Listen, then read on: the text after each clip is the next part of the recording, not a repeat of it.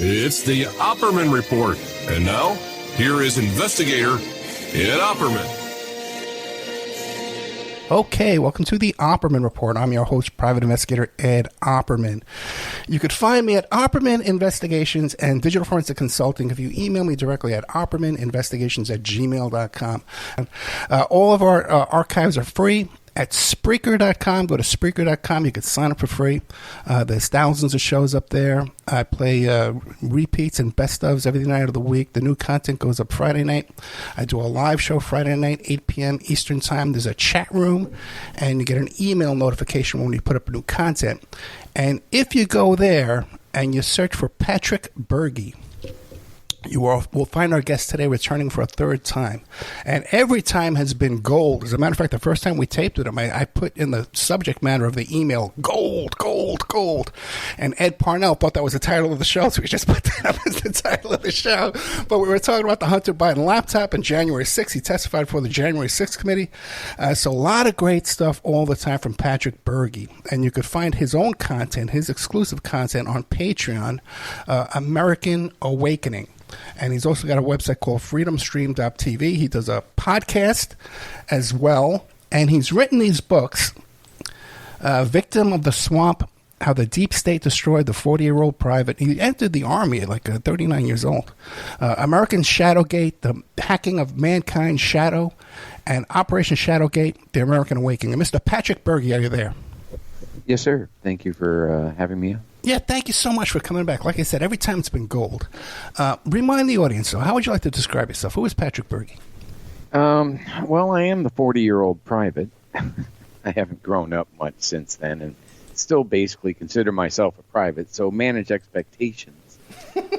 But no, I spent about a decade from 2005 to 2015. Either in the with the military in uniform when I enlisted in 05 at the age of 39, turned 40 at basic training, and at Fort Benning, which was apparently the first 40-year-old to complete basic training at Fort Benning. There was like a young whippersnapper that was only 39 that was in the first class right before me. And he got like a Rolling Stone cover or some stuff. Oh, wow. So, any rate, when I, some of my work involved, some of the work as a contractor was overseas with a company called Dynology. I ended up spending like a year in Iraq and then about another year off and on, either in uniform or as a contractor in Afghanistan. But my contract work was largely in IIA, what was called IIA, Interactive Internet Activities. And basically that's, social media psychological warfare. We were in the early stages of it, trying to understand the potential threat that it would pose to our military and our country. And, I suppose there are a few people out there that were looking for white papers on how you could use it, either immorally or unethically on your adversary to win, So it doesn't matter how you win. I guess to some people. It kind of does to me, though, a little bit. So I ended up coming back to the States in 2015. And when I saw what was going on, I ended up discovering that some of the people that were involved in Trump's campaign, like Paul Manafort and Roger Stone, or at least Paul Manafort's component of it, he was one of our partners back in 2007. About the same time we were promoting the ShadowNet commercially. So that ended up becoming a key tam that I filed, whistleblower lawsuit that I filed in D.C. federal court in January of 2020, just before COVID hit. Then that ended up becoming Shadowgate, which was released August 14th of 2020. And while it was being uploaded, the journalist who was an InfoWars journalist, Millie Weaver, who had worked with InfoWars for about 8 years at the time, was arrested while she was uploading it, right? And so by the time she was even out of jail, Roger Stone had called for her firing, which Alex Jones complied with. I had ended up on Alex Jones' show, but it just turned into a mess, right? A soup sandwich after that. And I knew that something was up, but I didn't know really. I didn't realize what was going on and what I had gotten myself into, agreeing to do Shadowgate, which I was asked to do. And so Millie gets fired. This is while Trump's in office, right? And so I have a real problem with that because Trump buried this. And I believe he did it to protect Roger Stone. I know Matt Gaetz has buried this. And I think Matt Gaetz has done this to protect Roger Stone. And so it boils down to my opinion. Do you think someone who has sacrificed 10 years of his life, either in uniform or as a contractor with the Department of Defense, do you think that person, when he comes forward as a whistleblower, deserves to be heard? Right? I don't want to say me too, but deserves or should be heard. Not even deserves, should, just from common sense, be heard. And then his claims, verifiable, should be examined because they're pretty serious claims that I made. This was all buried. It was even banned for a few days or even longer on banned.video. Right? Alex Jones says, I'll never, Mr. Conspiracy Theory himself, who is apparently now out of a job and a company, thank God, because I think he is just a horrible individual who has no honor, no integrity. He threw Millie Weaver under the bus. She was under threat of losing her children, right? And I don't know. I don't sit here. I'm not actually sitting here defending Millie Weaver, right? I don't know who was doing what in all of this. That's actually literally above my PFC pay grade, trying to figure this stuff out. But it goes pretty deep, and it goes all the way to, like you said at the beginning in the introduction, it goes to key people, key figures involved with the dissemination of fabricated information, basically what I was trying to expose in Shadowgate. They contained Shadowgate and then went out and did what I was trying to expose. And that ended up with a lot of people getting lied to, I believe, and misled, and then January 6th ended up with them in jail. And the people who were really responsible for it, that I was there watching, documenting, not participating with, but as a whistleblower, I think a lot of these people really, a deep investigation congressionally needs to be looked at this, involving Roger Stone, involving Alex Jones, and who these people walk around free with no problems, while hundreds of people sit in jail on January 6th based on information I believe was largely tactically and operationally organized and disseminated for the purpose of an attempted coup of a U.S. election. And I have a lot of evidence to support that. So I do give Trump a lot of crap, right? Because I hate watching people just support him like he's, one of the Beatles, and knowing that man on his watch as president, a couple months out from the election, chose to bury the arrest of an American journalist, allowed her children to be threatened to taken away by a child custody people. Her brother was arrested. He was one of the producers, the cameraman on the for Shadowgate.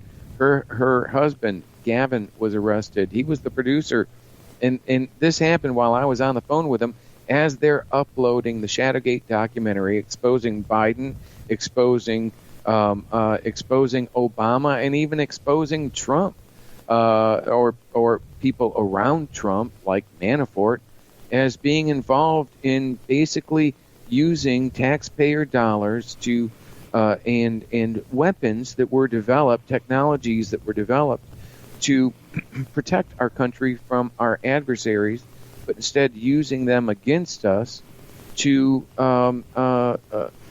for a competitive advantage in elections, which they sell commercially. And so that's what I've been trying to get out. And people will be like, "Hey, Bergy, shut the fuck up," like you saw on Facebook the other day, and I'm like, "Sorry, Charlie, I ain't shutting the fuck up." Oh, I know you did it twice. But literally, STFU was the actual words with the letters that was used, and that's what I have to deal with, right? So no, I won't, and I apologize for that. But no, that's won't. okay. But you know what? This gets to the heart of what I wanted to ask you. Okay, so you talk about, and not that, okay, which never happened. The social media psychological warfare.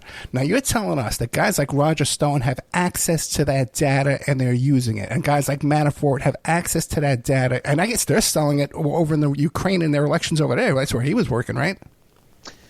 Definitely for Manafort. Okay. I can provide forensic evidence directly tying Manafort to the Shadownet.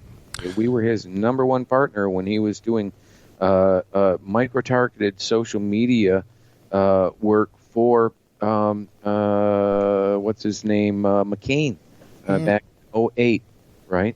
And then McCain ends up losing.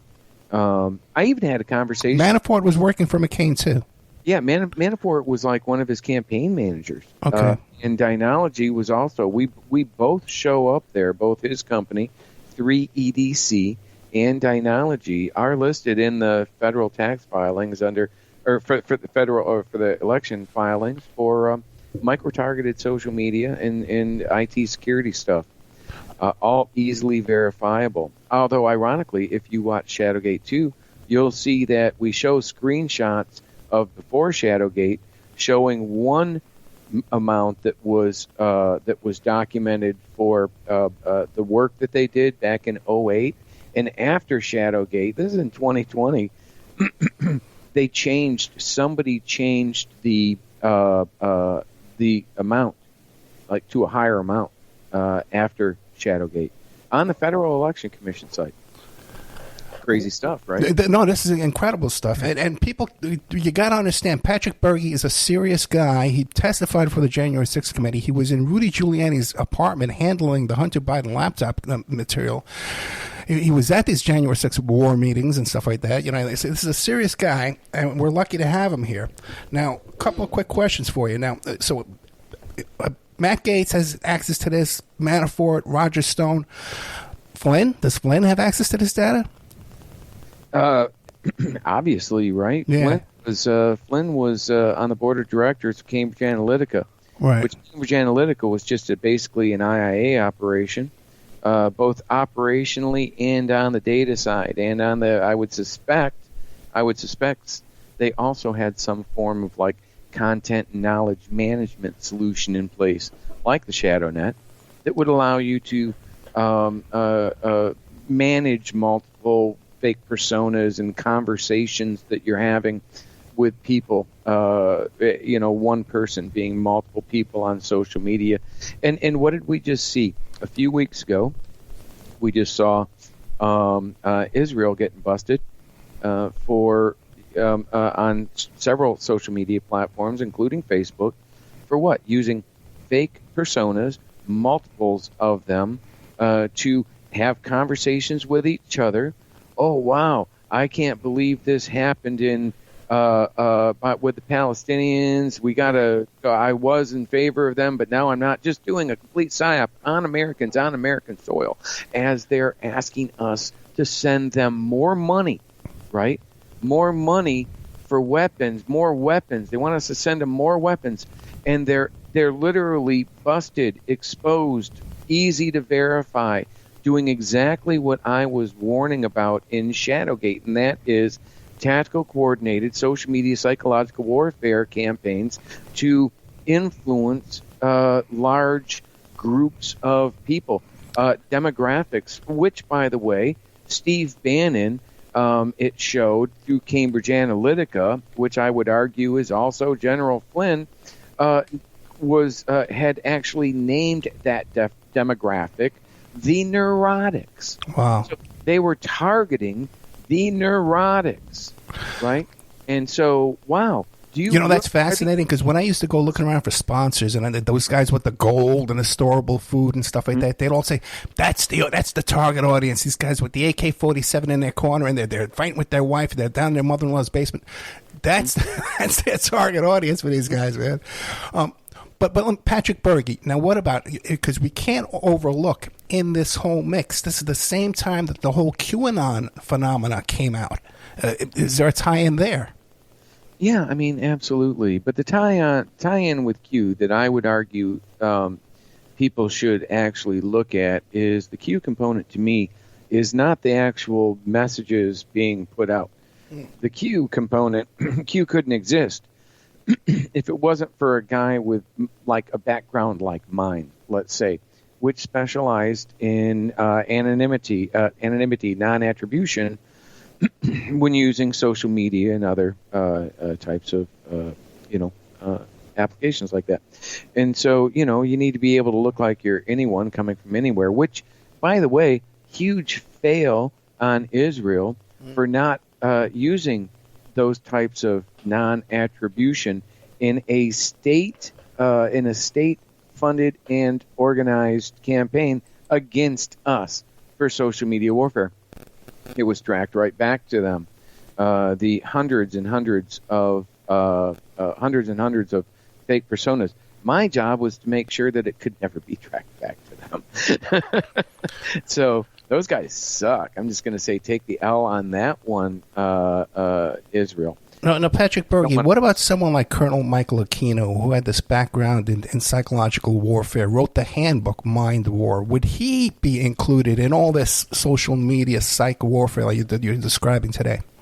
Well, that definitely gets out of scope with me, but, it certainly fits with the conversations Kay Griggs has had, which I have listened to fully many times, because a lot of it I completely agree with and say, wow, that makes sense. Wow, that helped me fit that piece of the puzzle that I've been looking for. And where is Kay Griggs? Is she dead? No, she just did an interview a few months ago at a little cafe. Really? And it was a great interview. Not the best audio, but I can't be complaining about audio. Because of how horrible of a job I did the other day. Yeah, but there's reasons for all that too. Okay, but now my question is but Trump had access to this data, or at least the people around him, Manafort, Stone, those characters, and Flynn. Are they still no? And I think in one of our discussions we said that they were using it to manipulate the House of Representatives and get them to fall in line with Trump. Am I correct on that? Yeah, absolutely. And even deeper, which is what I was talking about the other day in my show, was the connection, the involvement that I remembered witnessing and experiencing when I was riding with Born to Ride for 45, and Born to Ride for 45, with some of the leadership in there and their deep, close ties to the Brexit movement. And now that I'm seeing things like that congressman that came out talking about how he's the only one, I think Massey came out saying how he's the only Republican in Congress that is not getting money from Israel. And by the way, that very statement would imply President Trump, right? For because he was specific to the Republicans. He said, "I don't know about the Democrats, but the Republicans, he's the only one." Now, Matt Gaetz will try to come out and say, "Oh, I'm not funded by Israel," but if the Brexit folks over in Miami are funding his IIA operations, and different assets, social media assets that he deploys. And again, I'm not just picking on the Republicans. You know that McChrystal does the same thing, was doing the same thing. He dumped $60 million into social media influencers back in 2020 to just have them, paid them to as like basically user-generated content. He was probably one of the early adopters for the UGC marketplace of just, you know, social media psychological warfare, where he dumped $60 million into Florida's social media environment to just counter anything that the Republicans, specifically Trump at that time, specifically DeSantis at that time, were saying. Right? So it's just a war. It's a war that these people are doing. And I don't understand why this can be allowed to happen to Americans, why this isn't a violation of our constitutional protections, you know. Like, what's the money? I mean, it is the money. It's the influence. It's the fear that if you don't go along with them, they're going to fund your... Come after you, right? So it's pretty simple. But it sort of also seems like you're looking at like foreign agents, like FARA issues. And how are we allowing our congressional representatives to do this? It's just so as I start to see more and more people come out saying, "Wow, this the American-Israeli pact, AIPAC is." You know, Tucker came out, and I don't agree with Tucker. I don't trust that man any no way. further than I can throw him. His father, he jokes about his father's position in the PSYOP community. Are you kidding me? He jokes about the fact he failed out of CIA school. But why were you even in CIA school? You are a freaking journalist, right? Do you realize what that does, how that damages the journalism reporters across the board when you sell out to either a foreign country or even your own country to push a narrative for money, or to push a narrative out of fear, or to push a narrative out of getting a promotion, which is kind of like money, or growing your network. If they help you grow your network, they're going to own you because they'll take that network away. If you're an influencer, they'll take it away the moment you don't say what they want you to say. And if you think I'll go to another one. No. This everything we're seeing, just like the Mockingbird media, controlled. We know controlled. The big three, television companies back in the 50s, 60s, 70s, 80s. Then cable comes out, 90s. They start, what are we going to do? Then, 2000, we've got the internet really exploding. YouTube. But they're all over the podcasters now. They're all over YouTube. They've got everybody. They've got money. They're putting in, this is almost certainly, this is taxpayer dollars. Now, that taxpayer dollar might be going into actually paying a company like Dynology to do the research and development of an application like ShadowNet, making millions of dollars on the development of that, keeping the intellectual property rights to it, then turning around and using that taxpayer money that you got for doing the contract to actually deploy the contract, the applications on Americans. So it's kind of like that. It's just kind of like that's the same money. It just changed one hand, and you can look at the contracts online. And you can look at the GAO's funding. You can see that these things are happening, not just by Dynology. Hunter Biden was doing it. He was doing it with military ballistic vests, right? And that's what we knew about.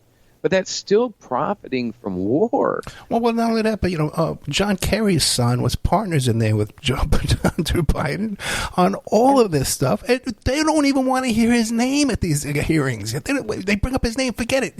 The mic goes dead, did Hunter Biden profit from any of his connections with these large Ukrainian oil companies when his dad took out the Nord Stream pipeline? You know, these are war crimes. That's what I'm hoping that Scott Bennett's going to expose when he gets back. I'm doing a story on him tomorrow over in Ukraine that he sent me some video and stuff on. How often does your show air? Every night? No, just like once a week on Thursday, and I've even been having trouble meeting that the last few Thursdays. But I'm actually working. You know, I work a day job. I'm 25 years of IT, so I actually have been working, putting together the cafe that we can go into in a bit, but putting together this cafe and I got one more question for you. But the best way to keep up with Patrick Bergy is on Twitter, Facebook, and Patreon, American Awakenings, and also to bookmark freedomstream.tv too as well. I can't encourage people enough to keep up with this guy and what he's talking about. Before we get into the cafe, I got a question for you though about Trump's trials and all the trials going on. They must be using, this is a resource, man, to have this kind of data at your fingertips, right? And these kind of resources. Are they using this against the jurors and against the judges and the judge's family and all this kind of stuff? Well, you know, I don't know if AI is being used to select juries, right? AI, if it was used to select juries, well, it would use it based on a data collection, a set of data analytics that would probably be similar to the profile algorithms that Cambridge Analytica used, right? Or ShadowNet used, just now AI enhanced. And I could absolutely see that being used, but I have no evidence of it. Tori, during the Shadowgate documentary, made the claim that it was it was being used with against Roger Stone, but I never saw any evidence of it. And I asked her multiple times to show me what evidence she had of it. She just kind of laughed it off. But so is that a possibility? Something we should worry about? Yeah, probably. Are they doing it? I can't say. I don't know. But that would be a huge problem if they were basically using those types of tools to select juries that would almost certainly ensure that you were going to lose. Where's your judicial system, fair trial there? But where's our House of Representatives right now? He's got every single one of these guys in his pocket. Now that has to be from some type of blackmail dirt, right? What else could it be? A lot of these people, like Patrick Byrne, run around and boast of having blackmail. Mike Cernovich, a quote-unquote journalist. Laura Loomer. I call him an asset. He's really an asset of Flynn, just like Laura Loomer. Assets of Flynn. Mike and the other one. But those guys are, some of them, like Jack Posobiec, he actually has training in the military, in the Navy with the PAO, Public Affairs Office. And my work with in IIA, I actually supported the PAO. Well, that guy from Project Veritas, I forget his name off the top of my head. You know what I'm talking about, right? Oh, yeah, the founder of it? Yeah, that guy. Anyway, he got training from Eric Prince on... and they were up in some small town in upstate New York where they kind of had training to do this kind of these covert operations. And then they were almost hired by Qatar to do to do surveillance and operations over there.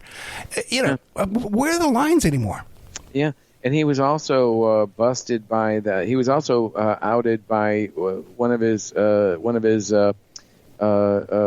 whistleblowers that he apparently screwed over.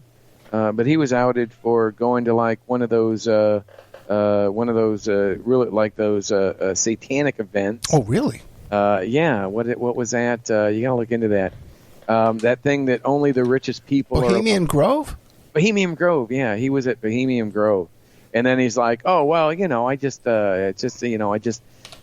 there. I didn't know anybody there. I didn't inhale. I suppose I don't know. That's kind of the problem I had which got that got our conversation started with Trump. When what I did is I reposted an image that showed Trump sitting next to Epstein on what appeared to be Epstein's jet. Right now, we've got a lot of people. We've got coming out recently. Kevin Spacey came out. Yeah. He's like, "Well, yeah, I flew on the jet with Clinton and Epstein," but again, he's like, "Well, I didn't inhale, right?" Only when it comes to little girls, which I actually kind of buy with Spacey. Well, Spacey's into little boys. Yeah, but who knows if there weren't some Cabana boys waiting for him at... oh, no, there are boys. I have a list of victims of Epstein, and some of them are boys, yeah. A tattoo waiting for him on Fantasy Island over there, right?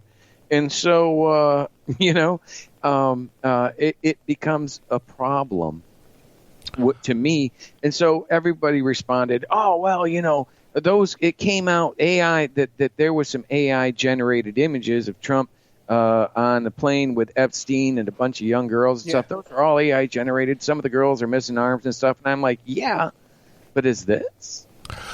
Is the one of him legitimately well documented, going back a couple decades? Well, there's video. There's video of them dancing together. All kind of stuff. I have had a dozen witnesses on this show. And Patrick, let me tell you something else real quick. Okay, I'm not to interrupt you, but with the whole Stormy Daniels deal, those were all my people. I've known Keith Davidson and Gina Rodriguez. I knew about this deal back in 202016 when I was shopping around Epstein cases back in those days. I was told of a package of pictures that were being shopped around of Epstein on Trump's plane and Trump on Epstein's plane and Clinton on Epstein's plane, and all these pictures were being shopped around as a package. The only ones that saw the public eye are the ones of Clinton. All the other ones were purchased and killed. Okay, and I have a guest coming up to that. That was his full-time job at AMI to kill stories about Trump. Catch and kill. Yeah.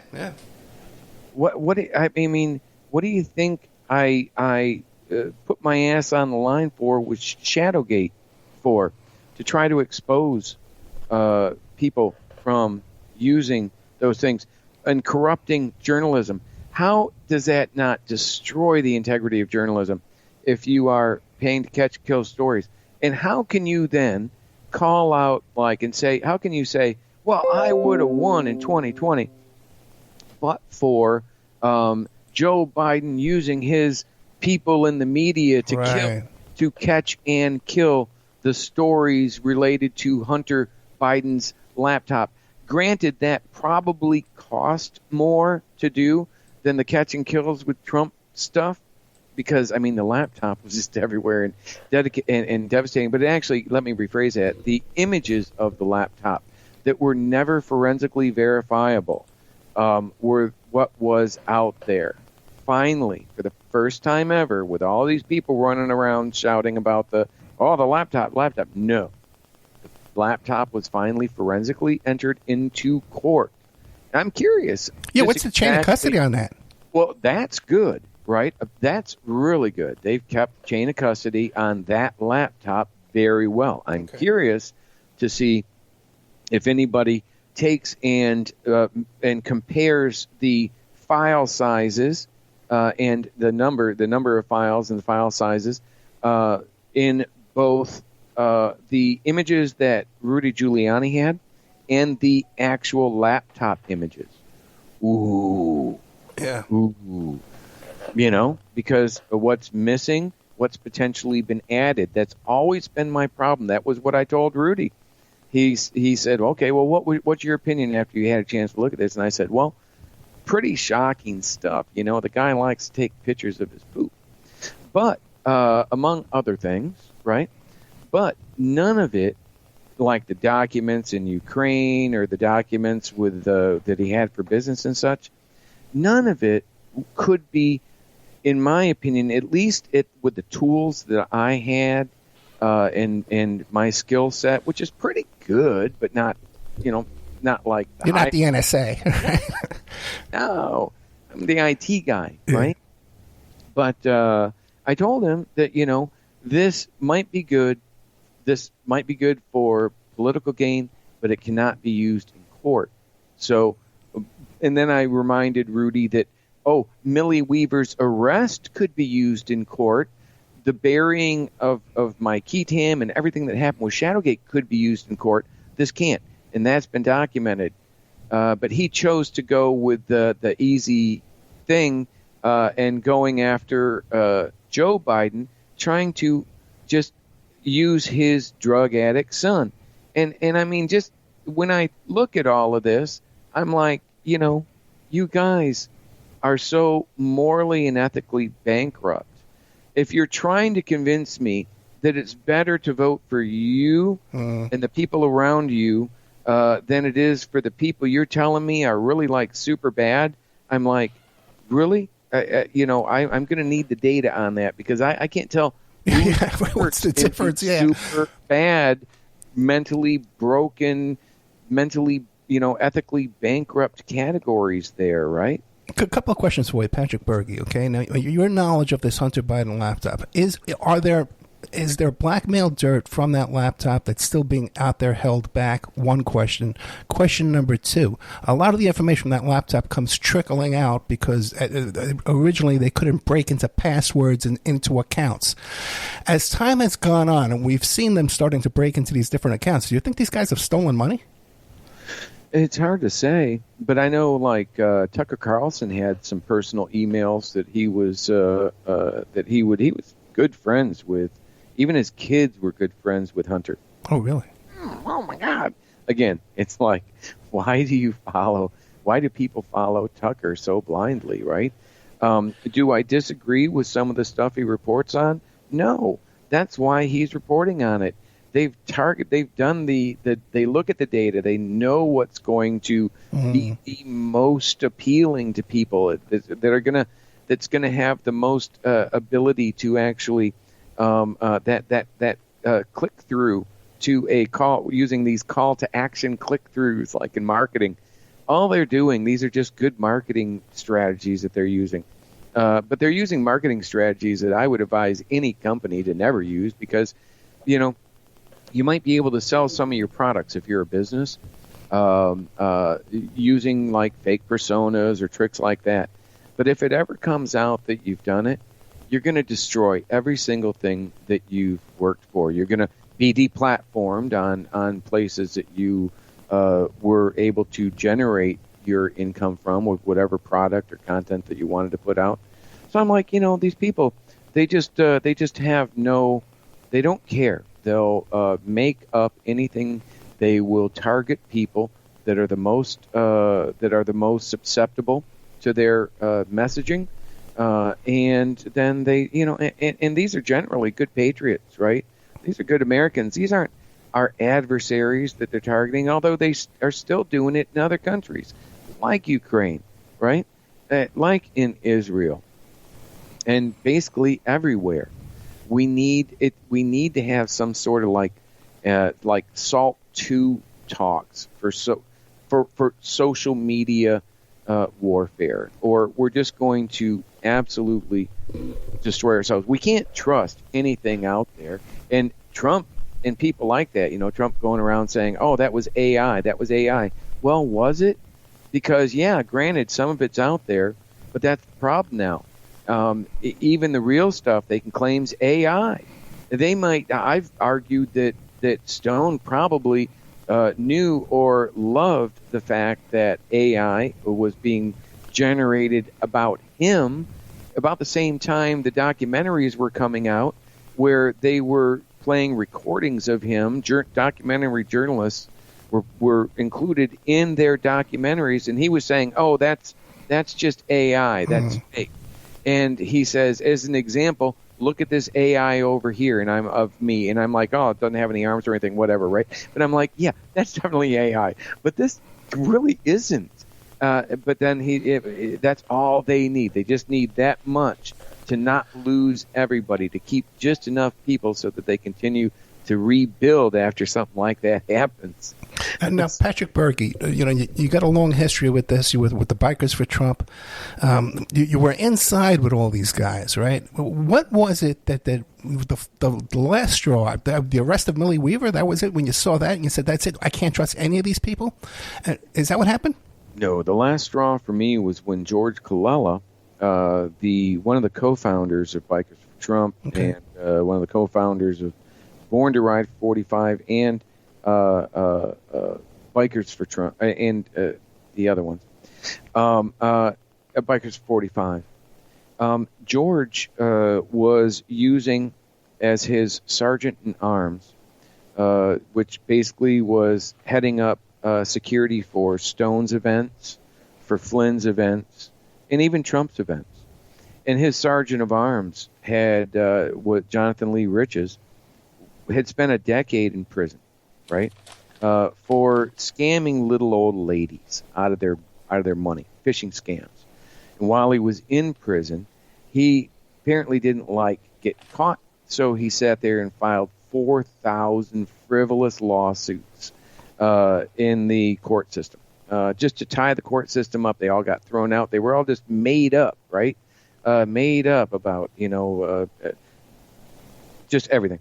To people with big names. So he would get it filed in a court, and journalists would see that name come through the court system and immediately report on it, not really looking to see that it was a guy sitting in prison faking it all. Gotcha. And so much so that they ended up putting him for half of his 10-year sentence in solitary confinement. So this guy is just bat guano crazy, right? And legitimately, and a felon. And he was friends with Enrique Tarrio and with Roger Stone, and kind of an asset of them.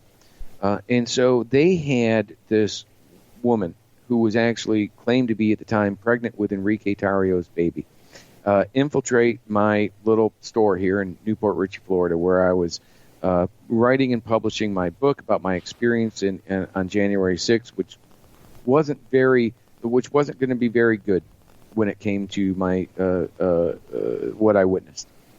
And so they put this girl into my to try to set me up. And again, remember, she claimed to have been, and then later on had a child, and then later on was with Enrique Tarrio's mom during his trial, like a year later, right? Which I'm pretty sure she called Grandma, right? And so these people tried to set me up, tried to silence me, to stop the information that I had from getting out about Stone and about these other people. And so, when it comes to when it comes to your, you want to support Trump, great. Why don't you get these legitimate questions answered, and then I'll reevaluate my support for Trump. What did he know? What did he condone? How would he respond after he knew, if he didn't already know, right? Would he continue to protect garbage like Roger Stone or like Jonathan Lee Riches, who fabricated a story that I molested my daughter when she was 10 years old? I'm so sorry. But in my own defense, that for 7 years, I was deployed overseas, either in uniform or on SOFA contract, or on SOFA visa for the Department of Defense as contractor.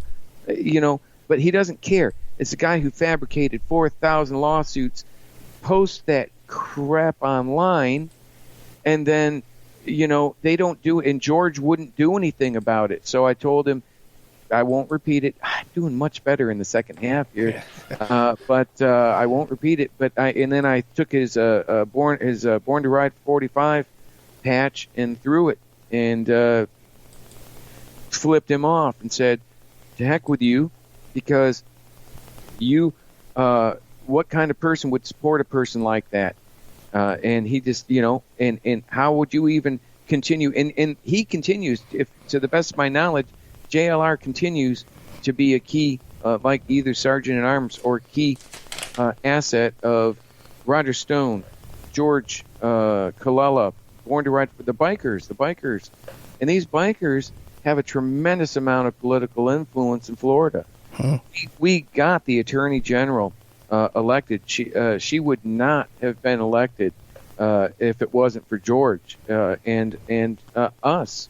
Getting her through her primary. Ron DeSantis would not be governor but for George Colella and Bikers for Trump and Bikers for 45, putting these big escorts, biker escorts behind him. We were hugely impactful on DeSantis's election, and they owe him, and they protected him, and they've covered all of this up, right? Yeah. But I'm not going to remain silent on it. I have my own life. I have a day job. This isn't all I do. But when I have the opportunity and I have the skill set to be able to put something together, to be able to actually put a message out, to be able to actually market it, and to be able to actually maybe even circumvent their ability to contain my claims as a DOD whistleblower, then I'm going to try. Well, tell us about that, because we only got about 10 minutes left. This new project you're working on, this new platform, tell us what this is. So one of my jobs when I was actually in the military was as the information assurance security officer. I held the ComSec keys, right? So the keys that you would use to secure the NIPRNet, the non-secure Internet Protocol Router NIPR, or SIPR, which would be Secure Internet Protocol Routers. NIPR, SIPR, Centrix, SOIS, SOIS. That's like a really high-level network, right? I was in charge of the ComSec keys for all of these things, right? And then also on NIPR, you would have that's like a non-classified network, but it's still secured, right? You have to use a CAC card to access it.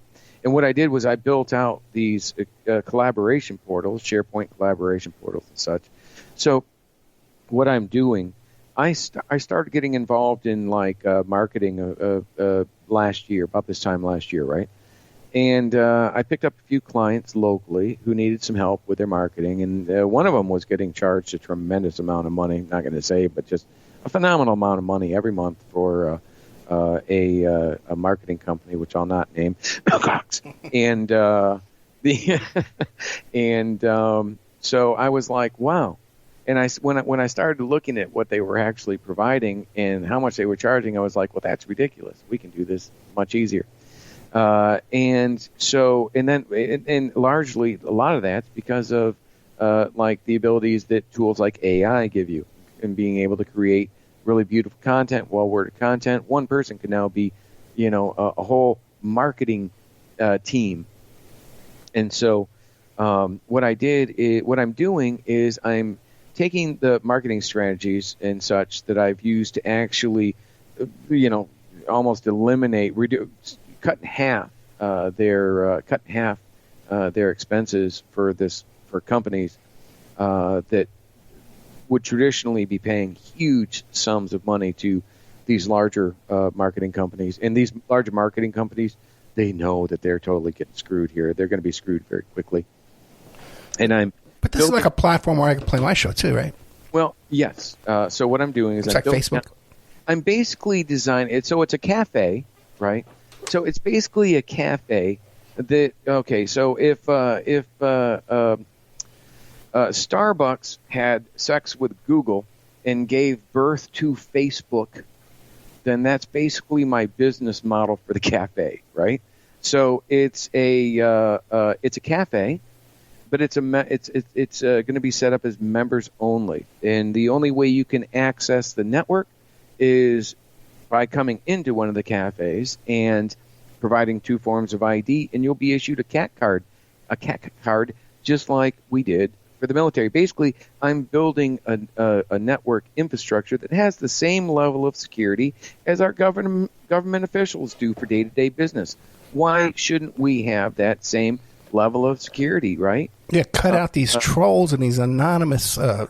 Yeah, right. Well, it would because if you're on there, and you can still say whatever the heck you want as long as it's constitutionally and lawfully protected. But you say it as who you are, not as some non-attributional persona. And so, think about it. Businesses that become members of this can do ordering or create content, right? And even work and engage with other content creators at the cafe, which also has like a studio built in. They'll have multiple studios as we go on, to where content creators can come in and even create really nice content. Just rent out by the hour the studio and create content, really nice quality, live stream it, and then have the tools to store it, save it, work on it, create it using SharePoint platforms, using Microsoft, and then being able to visualize your data. So are my ads that I'm running, or the things that the pages that I'm creating, are they optimized properly to be able to be highly rated as an authority in search queries, right? And all of these things can be done like using Power BI in Office 365 to visualize your data as you bring it in. And so I give these really powerful tools and abilities to individual creators, right? To be able to create their own, to be able to not only create their content, because a lot of creators will start out and they'll be like, oh, this is great. Oh, wow, I'm taking off. But once you take off, you got to be able to have a way to manage your content and to be able to understand and be able to, keep all your stuff together. Otherwise, you're going to be overwhelmed and fail. So that's basically what the cafe is. But as we grow, which we hopefully will grow, right, we're basically, each cafe is a micro data center with a pretty high level of security. So as we grow, the cafes connect to each other as new channels, right?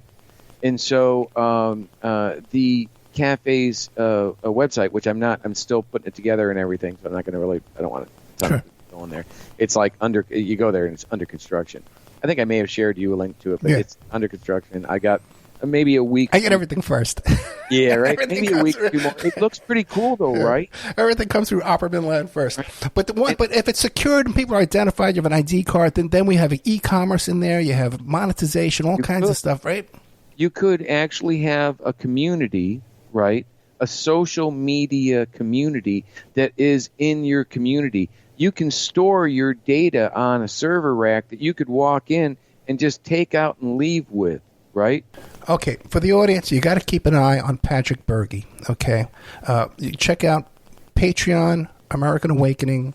His website right now is freedomstream.tv.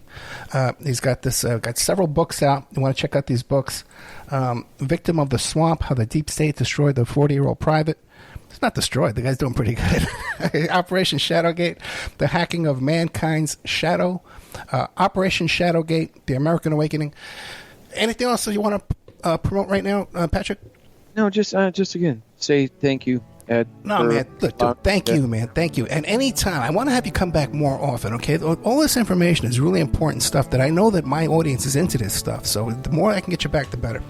I appreciate that. Thank you. Thank you, sir. Good night. Good night.